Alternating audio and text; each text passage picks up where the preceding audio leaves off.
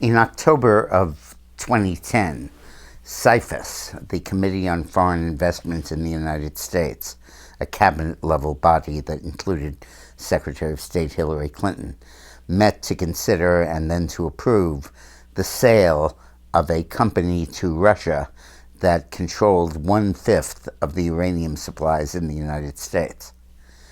But unknown to the CIFIS board or to the public, 2 years before, in 2009, the FBI found out about a Russian spy plot to infiltrate the United States with spies, with the goal of influencing contractors, people, donors, politicians, and ultimately Hillary to approve that sale to Russia.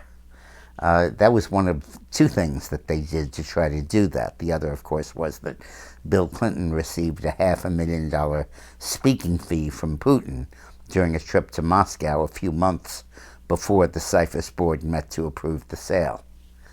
But that 2009 exposure of these spies remained secret in the FBI, and rather than round them up and publicize it, it continued the investigation and kept it quiet, even though it was clear that they had an indictable offense back in 2010. They did not want to roil the waters and make Hillary's vote in favor of the uranium sale politically problematic.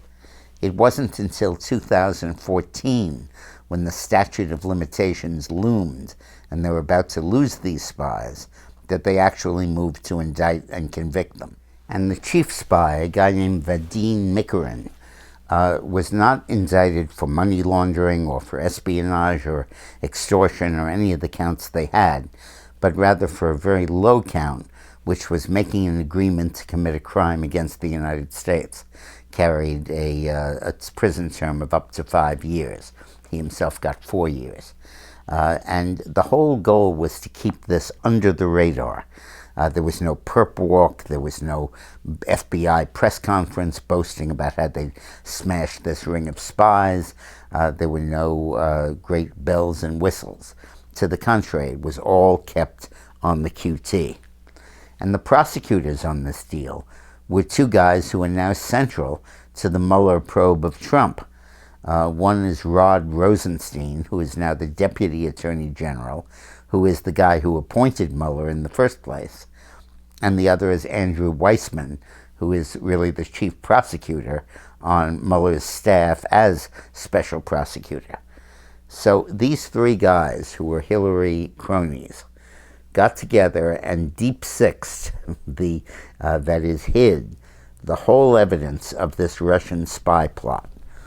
When Peter Schweizer wrote his book Clinton Cash in 2015, that exposed the juxtaposition of the decision of the CIFIS board to sell the uranium and Putin paying Bill Clinton $500,000 in cash for giving a speech in Moscow a few months before, he didn't include this because nobody knew this. It was kept hush-hush and continued to be so until it came out in the last few weeks. This is evidence of complicity and secrecy in hiding the real collusion, which was between Putin and Russia on the one hand and Hillary Clinton and the FBI on the other. Thanks for watching.